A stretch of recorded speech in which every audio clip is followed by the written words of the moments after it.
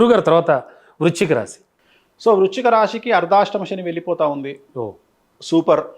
So చాలా వరకు దాటారు, గట్టు దాటారు వాళ్ళు. చాలా వరకు పొలిటీషియన్స్, సినిమా వాళ్ళు ఈ రాశిలోనే ఉన్నారు. వాళ్ళందరికీ సూపర్ ఉంటుంది. ఓ విద్యార్థులకు విద్యాభంగం లేకుండా ముందుకెళ్తారు, వీసాలు వస్తాయి, ఉద్యోగాలు వస్తాయి, ఉద్యోగస్తులకు ప్రమోషన్లు, బదిలీలు ఉంటాయి.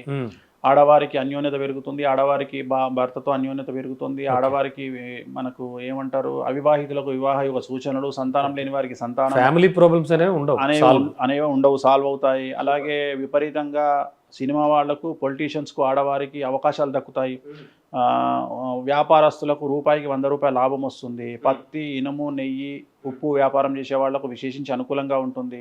రాజకీయ నాయకులకు సంచలనాలు జరుగుతాయి పాజిటివ్గా. అలాగే పదవులు వరిస్తాయి, జనాల్లో వశీకరణం పెరుగుతుంది.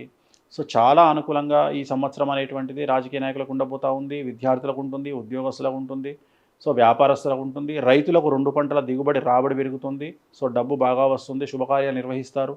సో ఓవరాల్గా వీళ్ళకి ఎటువంటి రెమెడీస్ లేవు. వృశ్చిక రాశి సూపర్, 100% అనుకూలంగా ఉంది. నిత్యం స్వామివారికి ఒక్కసారి దండం పెట్టుకుంటే చాలు. చాలు. Super sir. నెక్స్ట్